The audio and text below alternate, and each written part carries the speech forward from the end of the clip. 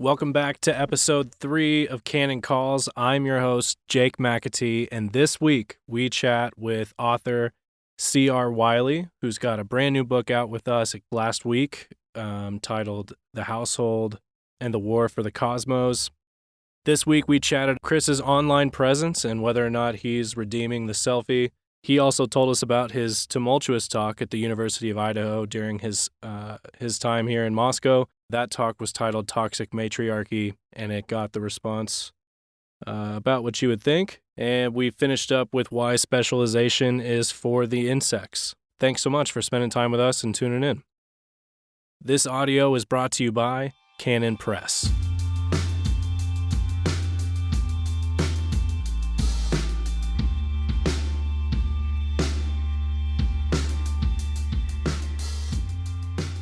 C.R. Wiley, welcome to Canon Calls. Yeah, well, great to be with you, Jake. Yeah, it's good to see you. It's been a couple weeks, a couple months. Right. Since you were out in Idaho and you had a tumultuous trip. Yeah, it was eventful. It was fun. Well, so a couple things I want to talk to you about was we got your book coming out. Right. The Household and the War for the Cosmos. Yeah, looking forward to that. So first off, would you mind, do you mind telling, I know me and you have talked about it, but do you mind telling us about you had a lecture at the University of Idaho. Right. How did that end up going? That was an eventful thing. You know, as one of the things I was thinking about when I said eventful. But it was, I think, generally a positive experience for me. And I think it was positive in a larger sense. There were a lot of people who have a different opinion, but they expressed that opinion that night, and so they had their say. But I think the event overall, because it was a mixed crowd, and there were people there who were supportive, and then there were people who were there who were not interested in hearing what I had to say and wanted to let me know that. But there was a third group that was larger than I had expected, people who were just curious. And a number of them came to me afterward and had a chance to talk to them. And seems like there were some good things that they got out of the talk. So I was glad for that. Can you, so your talk title was Smash the Matriarchy? Or was it? Actually, it was Toxic Matriarchy. Toxic Matriarchy. Okay. Right. So it was almost that bombastic, but actually a bit tempered than I had remembered. Right. Do you mind saying a few things about it, just in terms of the content of what did you talk about that night? Yeah, well, as you may recall, I didn't actually pick the title that was given to me, but no one told me what to say. I was like, okay, yeah, I can work with this. I think I can actually do some really fun stuff with this, and maybe even some helpful stuff. And so, knowing the title, I anticipated a strong pushback, and that's what happened. But I also thought that it expressed something that we need to hear, and that is that we currently are in a society that is all carrots and no sticks in one sense, and it's a society in which we're all very precious, and very little is expected of us. And whenever anyone has the temerity to actually expect something of somebody else, they're labeled as hard-hearted or cruel, or they could even be called privileged, or you get where I'm going with this. Yeah. And there have been a lot of people who've written snowflakes and stuff like that. And there's part of me that says, well, maybe that's not the case, but there's another part of me that says, yeah, I do think this is kind of the way things have trended, and it's we live in a culture that recoils from objective standards, because objective standards necessarily form hierarchies, because whenever you have an objective standard, somebody's going to perform better than another person. So a hierarchy inevitably forms. We don't like that because we want everybody to get trophies, trophies for everybody.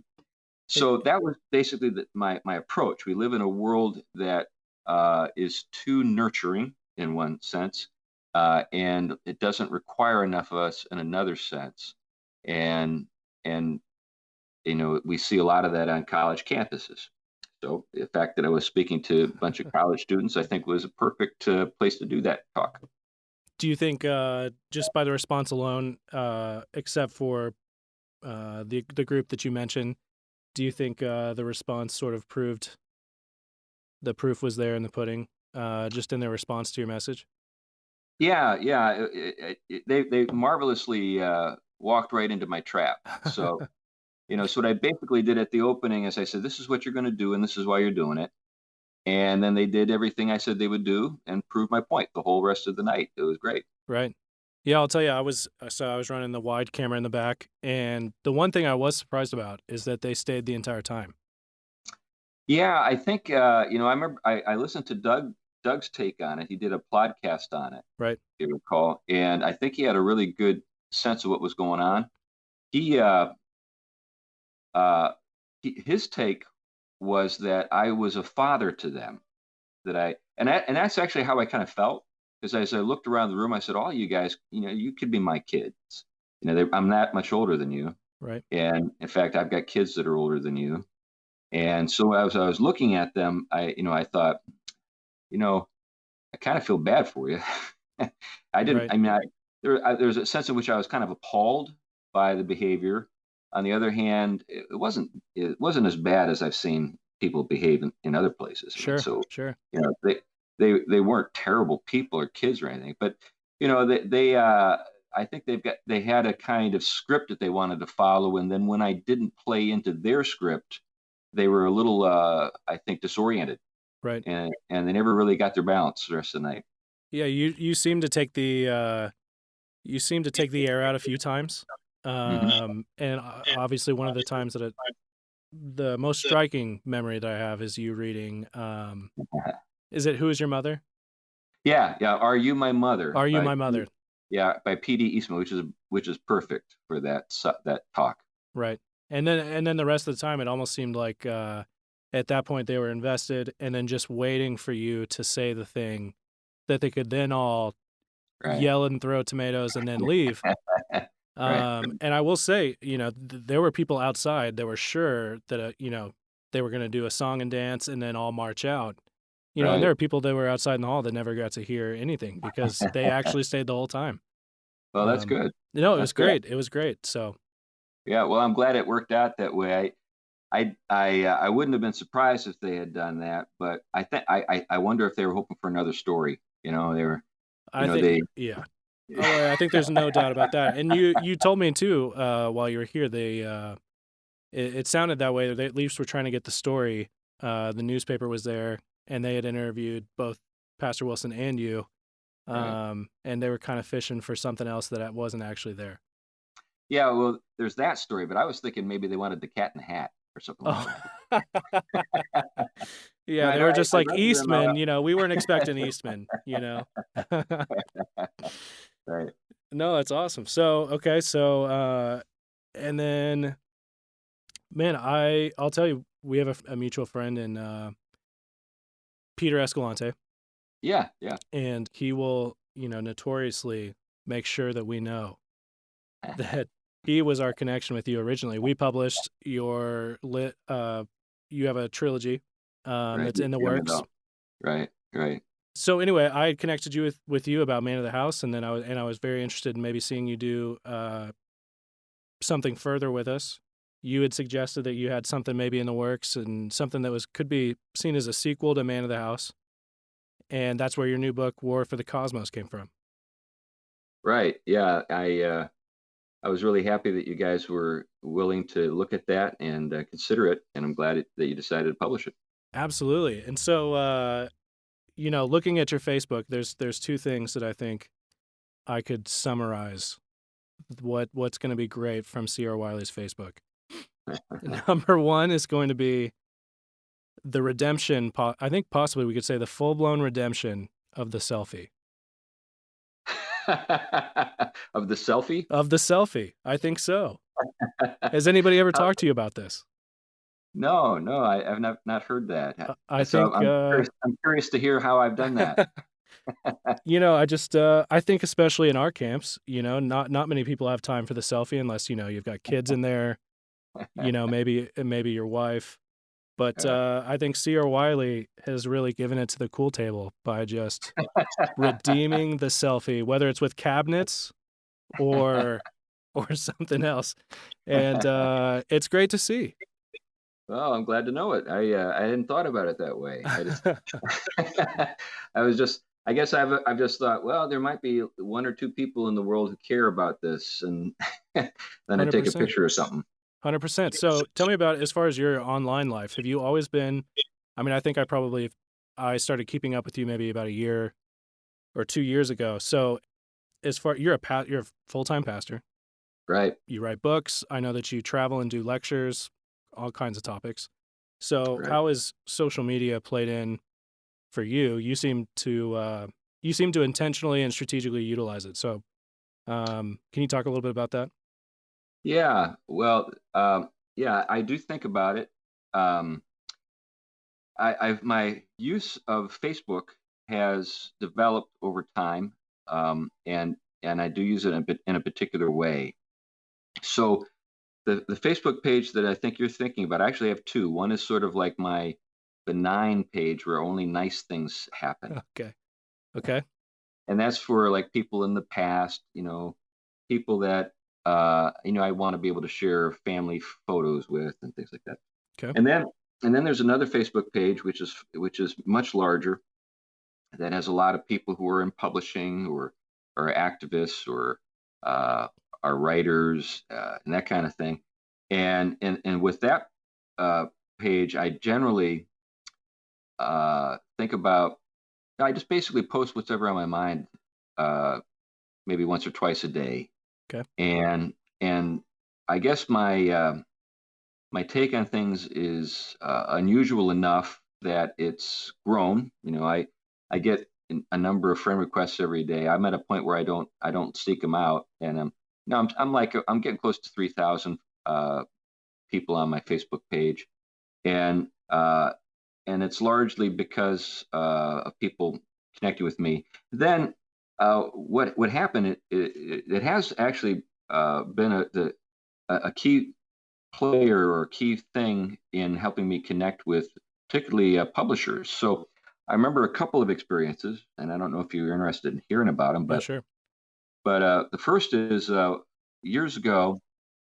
I connected online with Winston Elliott. Winston is the a founder of the Imaginative Conservative, which is Okay. that Facebook page dedicated to sort of Russell Kirk and themes that he was known for.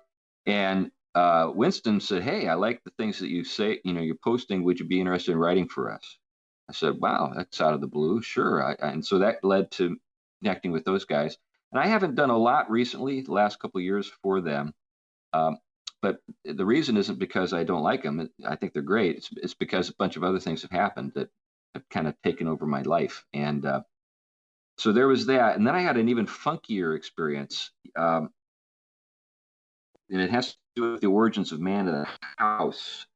So Okay. what happened with this event, I had the same experience. I was just posting random stuff, things I was thinking about.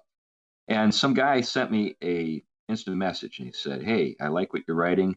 Would you be interested in writing a book on this theme?" I was like, "Wow, sure. Who are you? Are you an agent or something?" He said, "No, I'm John Zmirak. I'm the senior editor for Crossroads Publishing, Okay. which they publish the Pope and the Right. Dalai Lama." Right. I was like, "Wow." Was there So, at that point, what in particular had stuck out to John? well, John, if you know him, he's a real red meat conservative guy, and he's a Yaley. So whenever you get like an Ivy League red meat conservative, you've got a guy who's just looking for allies all the time. Right.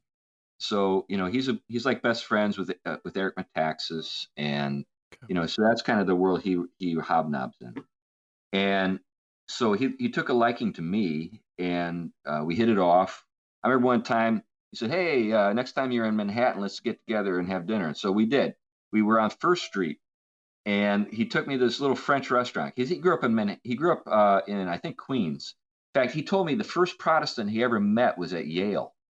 He lived in this like really ethnic Catholic Eastern European kind of neighborhood in Queens. And anyway, so he said, let's get some. I like French food. I said, hey, I'll eat anything. I'm not a big French food kind of guy, but I'll try it out. So anyway, it's like one of these wine and cheese places. And like after 2 hours of talking with Mirak and having spent $150 on wine and cheese, I was still hungry. It was one of those kind of things. Yeah. But with Zmirak and that whole thing, he connected me with Crossroad. Crossroad is actually the division of Herder and Herder of Germany, which is like the oldest privately held publishing house in the world. It's like 7 generations in the same family. Wow. So Gwendolyn Herder and I connected. I met her, and she's a very different sort of person. So Zmirak's Catholic, conservative. She's kind of a liberal Catholic. Anyway, she had a falling out with Zmirak, and everybody who was sort of in Zmirak's circle was kind of blacklisted at Crossroads. So that's why it didn't end up being published there, even though I had a contract. I could have forced them to publish it. Okay. But then they would have been very reluctant. Sure. It would have been no fun. It's not the best publishing relationship. Right. But it would have been kind of fun to be listed right next to the Pope. Well, yeah. Well, why not? Yeah, right. I hear he's got quite a following. That's right. right. So tell us a little bit about Man of the House, and that'll kind of lead into your new book. But orient us to beyond John's prodding. What even got you thinking about the themes of Man of the House enough that you thought this is gonna be worth a book? Well, there were a few things. I think one was intellectual in character. I mean, I had read people like Alan Carlson and Christopher Lash and Robert Nesbitt and people like that who directed my attention to the functions of the household in the pre-modern world and how those functions had been lost. So I was intrigued by that, and then I had come up against sort of the discomfort and the awkwardness that many evangelicals, particularly egalitarians, feel for the household codes in the New Testament, and you almost never hear those preached about or even read. The passages read from the pulpit in those churches, and if they even come up, it's just they're quickly just dismissed as a cultural concession that Paul made to the times or whatever. Or heavily qualified, Right. And there's no genuine interest in those circles with regard to exploring, what they mean theologically or practically, and how those codes actually reflected kind of the daily life at a very commonsensical level for the people who lived at that time. And so one of the things that occurred to me was as I grew in my understanding of the growth of the welfare state in particular, I came to see that many of the vital functions of the household had been outsourced to the welfare state or to major corporations, that kind of thing. And I realized that the functions still remained. In other words, let me give you an example. There's the head coverings that Paul refers to in Corinthians, women wearing head coverings and so forth.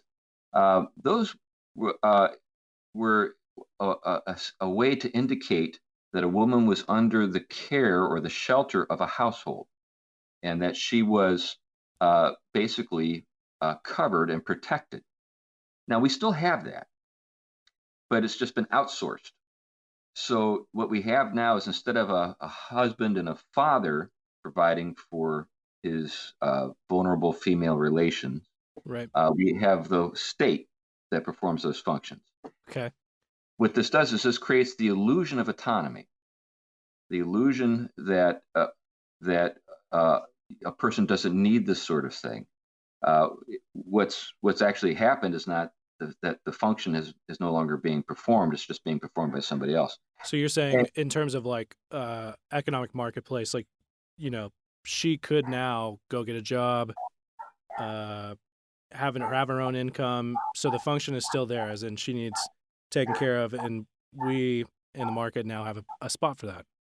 Yeah, she's economically provided for, but I'm thinking even in terms of physical care and protection.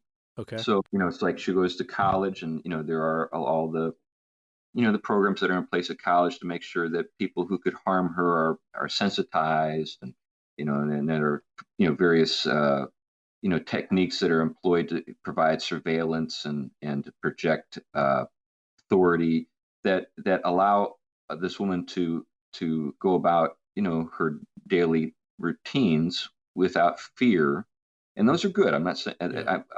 all I'm saying is that we still have The everything. function remains. The function remains. It's just being performed by somebody else. So the question I have is, relates to is this the best of all possible worlds that we've created, or have we lost some pretty important things in the process? One of the things that the way we do things today has done is it's created, as I noted, the illusion of autonomy. So we have these forces that and these authorities who exist in sort of the periphery and and sort of like are like wallpaper, and only emerge like something out of like the Matrix when called for. Right. But they're always there. Now, you used to have that, but they were called your brothers or your father and your uncles and stuff like that, Yep.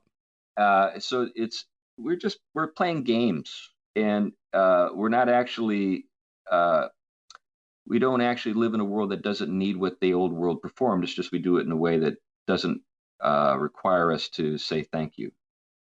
Right. So at its worst, having this reductio go all the way, what is the family way down at the end there? Yeah, it's reduced to sort of a voluntary association of people who have warm feelings for each other, and Right. that's pretty much Right. it. And so everything, and it just is amazing to me how it just doesn't stop. And now we're at a place where, for many people, they just don't think they even need to form households or families because they can rely on the welfare state or the 401k or what have you. And so we have these single person households, quote.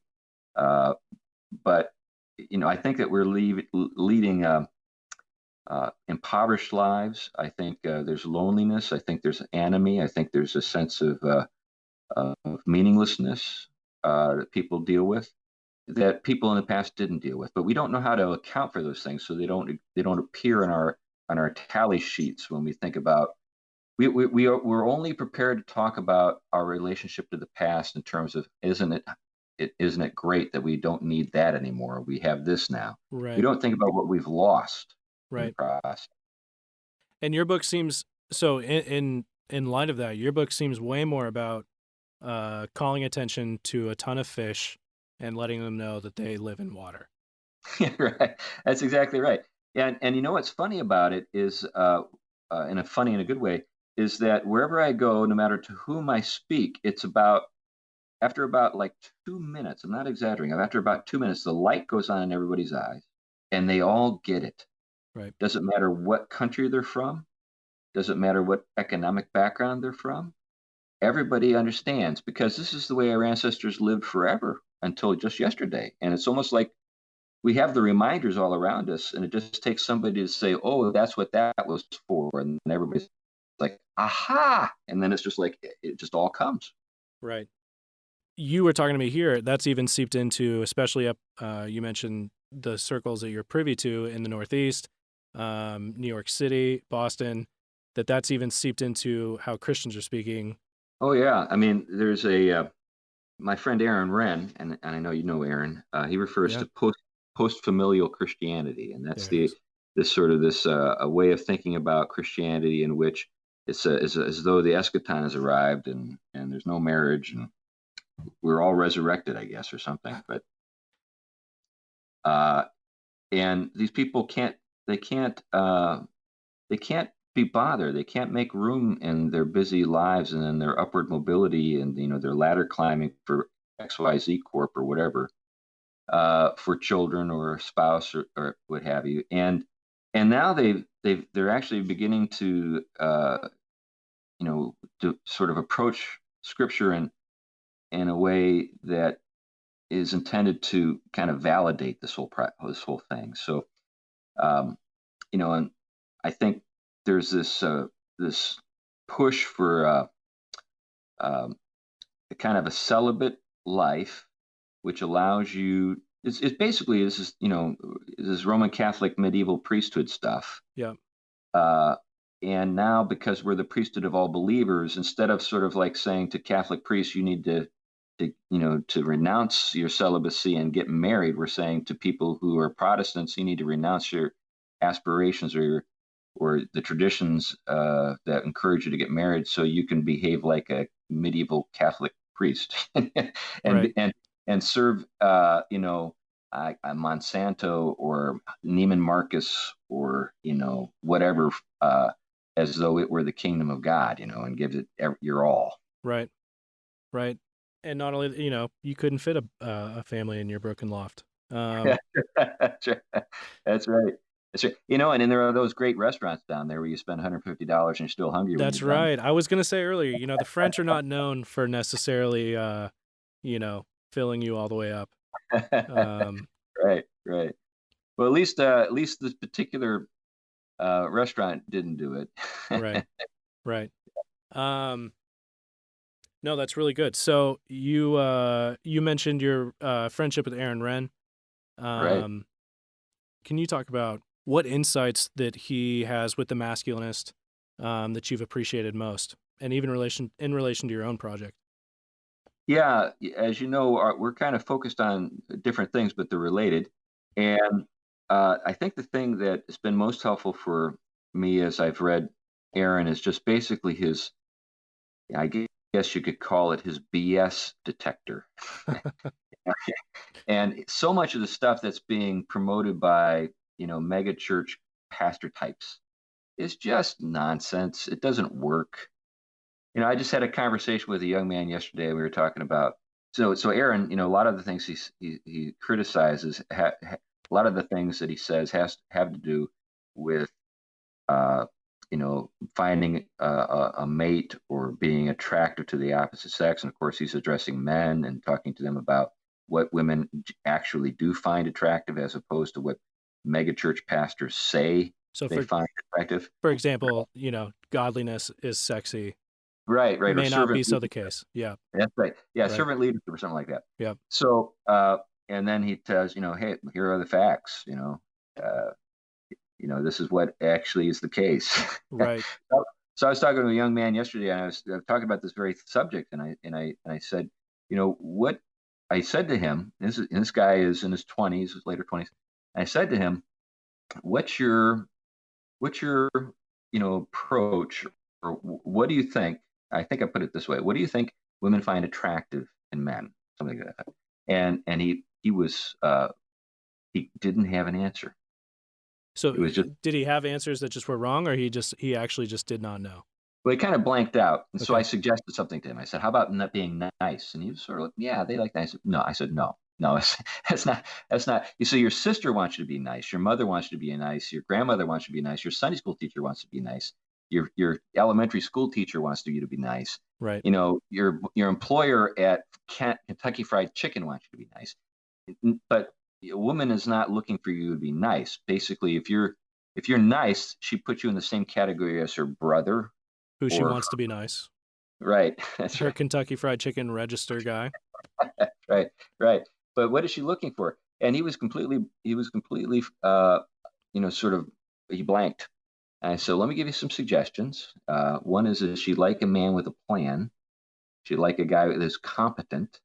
She'd like a guy who's confident. She'd like a guy who's decisive. And you can be all those things without being rude or crude or pushy, Right. you know. But what all those things communicate is that you're going somewhere.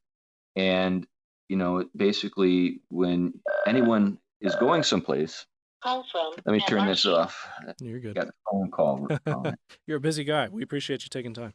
Well, I think this is a political thing, the robocall. Okay. But so basically, I said, anytime there's movement, people's eyes are drawn to the movement, and so what you indicate when you're moving is that you're purposeful, and then people are presented with the question, in their own minds, that they ask themselves, do I want to go where that guy's going? Right. Do I want to go along? And when a girl or a young woman sees movement like that, she's going to make some. She's going to assess. Can he actually do what he says he hopes to do? Is he going someplace I want to be? Would I like to be there with him? Would I like to help? All these things occur. Maybe without being explicit or conscious, but they occur, and those things can make you very attractive to a young woman. And you're saying that can be true and not in a carnal, Right. worldly way. Because I imagine that would be the argument in terms of, but we're Christians. These are actually the things that you ought to cherish as virtues and see as attractive. But it seems to be the case that Aaron says it's not actually that way. Yeah, and all you need to do is scratch the surface a little bit to see the hypocrisy of that spiritualized way of thinking. For example, uh, who would you like to be your brain surgeon? The guy who's competent or the guy who's nice? Right, right. That sort of stuff. That sweetheart that feels super bad about. That's right. That's Yeah. right. Just great bedside manner. Yeah, that's Doesn't, right. doesn't know anything. He had us rolling, super Right. funny guy. Right. Yeah, it is interesting how that's been able to seep in such a way that again, his project similarly is one of those where I just had this conversation the other day with someone where I thought, I read all of the books. I think there was a particular masculinist that you're talking about that he mentioned, Keller's marriage book, Chandler's dating book, all of these things. And, I left all of them thinking like, yeah, it's good stuff. And Right. here we go. And, Right. just an indictment on my reading habits. But so to pull back in, we kind of laid the land in terms of here's basically the disintegration of the family in terms of all of the functions still being there and all of them being exported. And you're drawing attention to this issue. And when somebody looks at the title of your book, they may think, hey, Chris might be being a little bit dramatic here, maybe. War for the Cosmos. So the household and the war for the cosmos. And can you follow that up a little bit? How would you see where we are today is at war, not only just with maybe just the family codes as they were in the New Testament, but you go further than that. Yeah. Well, the way I ended Man of the House is I got to, when I got to the end, I thought what I've written here is a handbook for a guy who, wants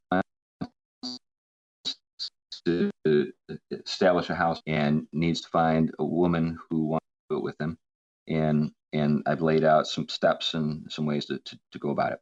But then I thought, one of the bigger problems that we face is that people don't know how this fits into a bigger picture. And as I thought more and more about that, I realized that I needed to help people see that there are points of reference that are really significant that justify recovering the household in spite of the difficulties that we're going to face doing so. Because if it's just about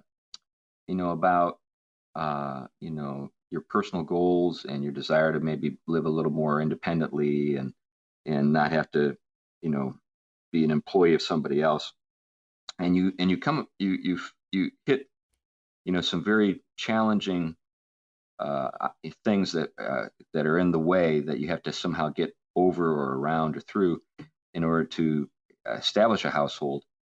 You need something more than just your personal agenda. You need to have something that can call for the kind of sacrifice that I think may be required in some cases. And so the only way that can occur is if you have some sort of lofty and noble point of reference that you see, okay, this is serving this much larger purpose. This is not just about me and my little circle. This is about the cosmos. This is the ultimate picture, right? This is something beyond a preference. Yes, that's it. We're not just talking about a lifestyle choice here. Right. We're talking about something that the household reflects the kingdom of God, and it's not a negotiable. the way we see the household uh, described in the Bible gives us a sense that it's absolutely foundational to our understanding of the new heavens and the new earth. Hmm. I give you an example. You got the whole matter of the groom and the bridegroom and the bride. Christ and the church. You've got the matter of the father and the son and the inheritance, inheriting all things, the heir of all things, heirs with Christ. All of this language is drawn from the traditional productive household. Hmm. So either we built a religion that is now been made obsolete because of advances in the economy or whatever, Right.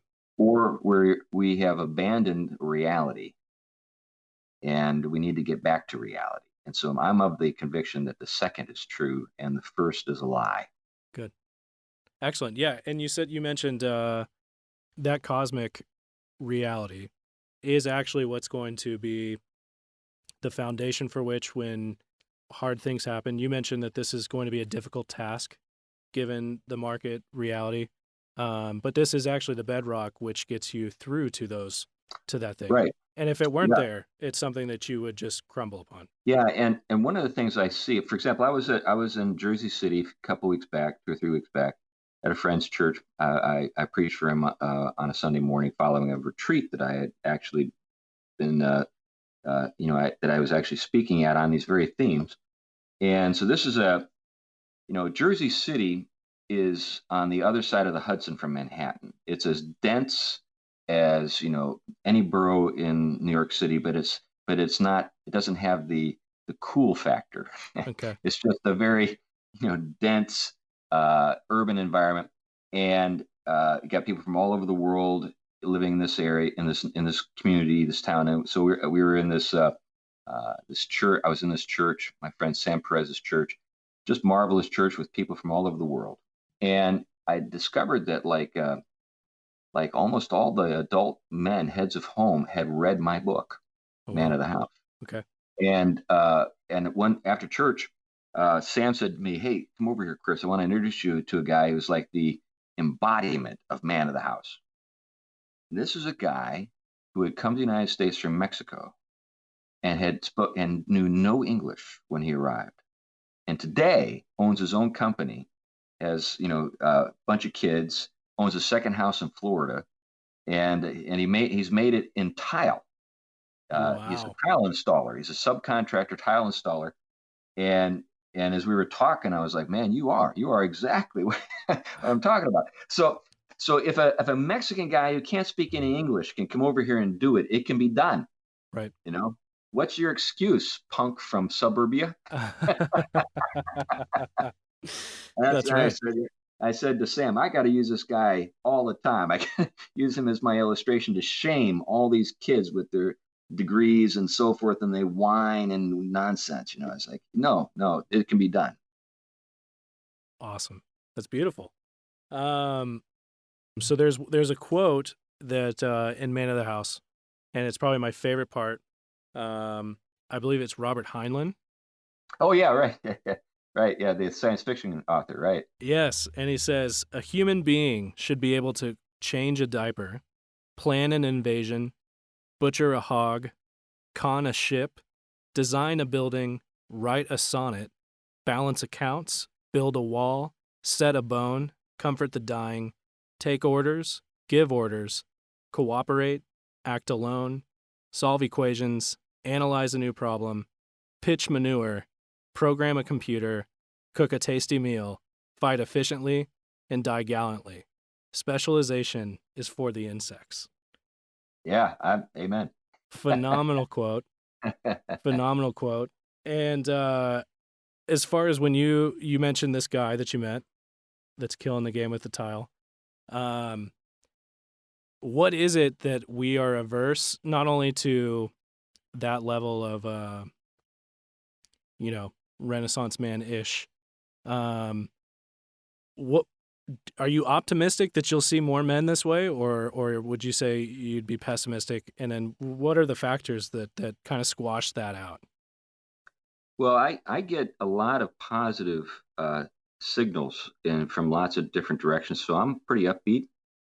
Um, I think that what the Man of the House and the War for the Cosmos are addressing are universal themes that really I think appeal to many guys, not all guys, but to many guys.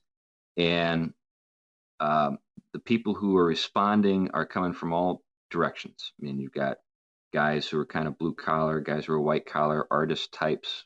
You got people from other countries. So there's a wide range of guys out there, and I've been encouraged to see how guys from particular walks of life are beginning to experiment with things that they might not have ever taken up. So that very example, I've got a young man in my church. He's got a lovely wife and two sons, and he's an executive here in the Hartford area at a large insurance company that you would recognize.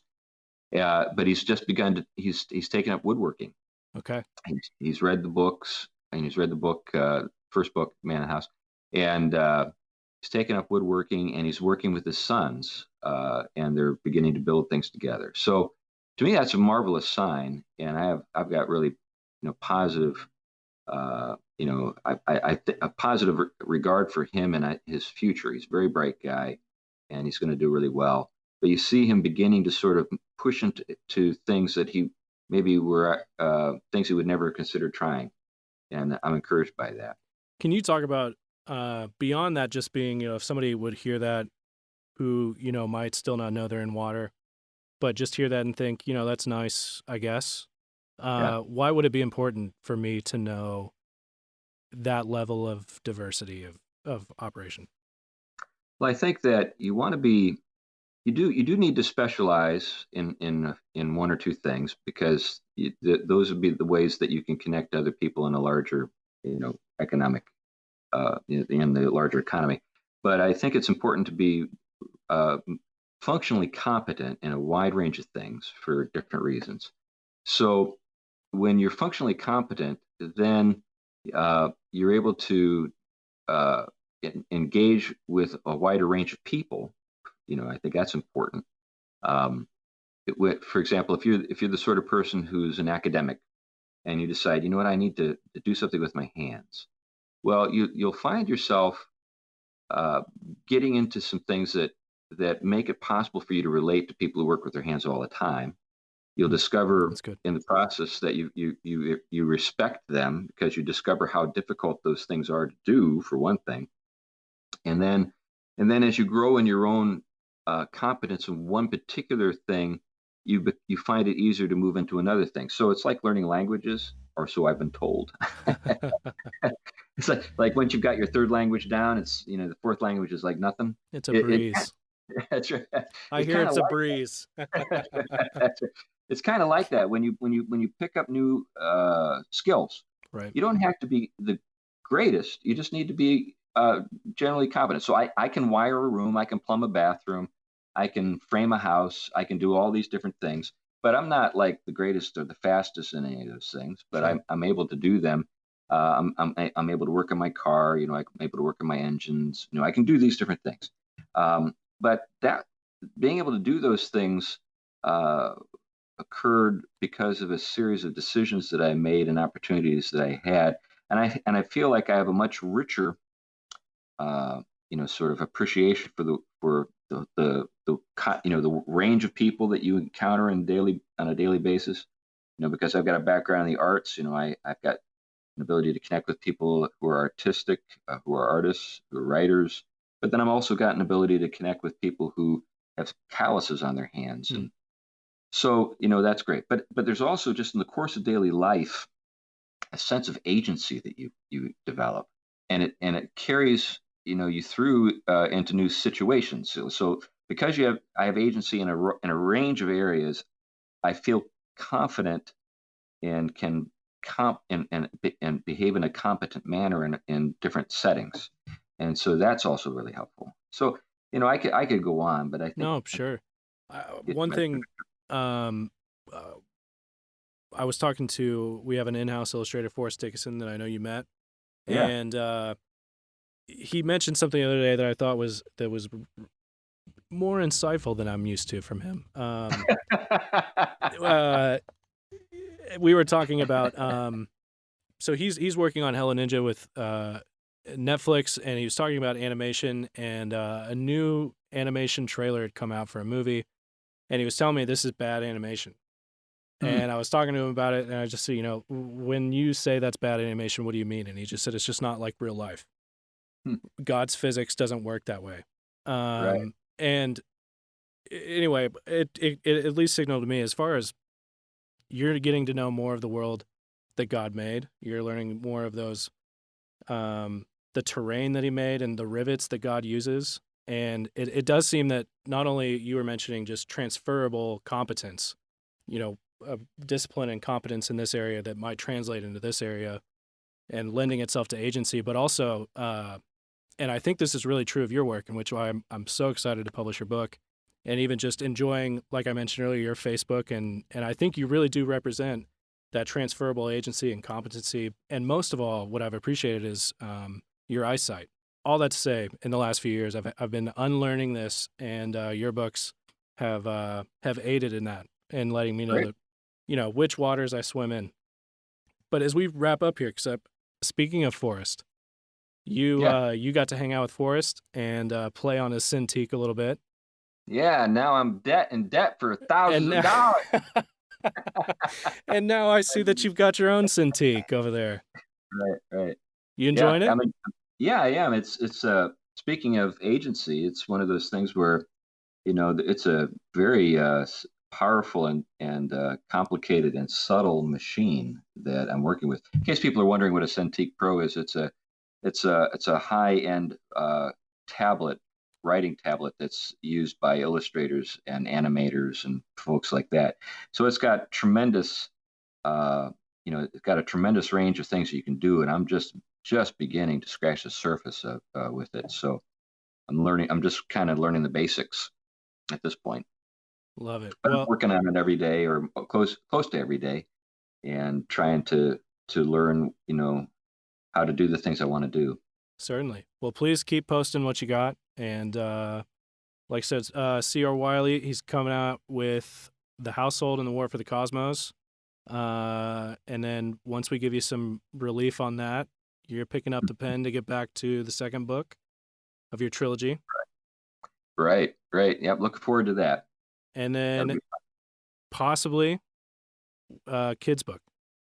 Yeah, in fact, that's what I bought the Cintiq Pro for, is to work on the illustrations. Got a background in the arts and in illustration, and so this particular tool, just when Forrest showed it to me, I said, okay, that's it. I knew about them, and but after I got a chance, after 2 minutes, I said, I got to get one of these things. It worked.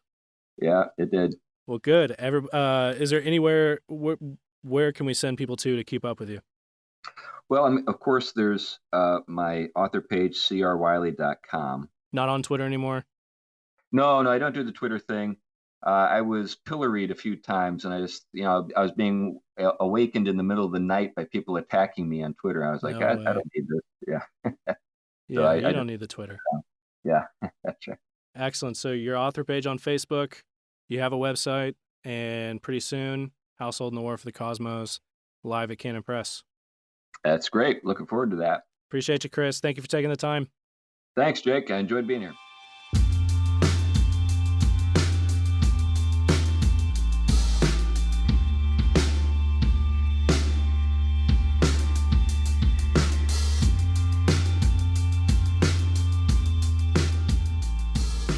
If you'd like to get Chris's book, The Household and the War for the Cosmos, visit us at canonpress.com.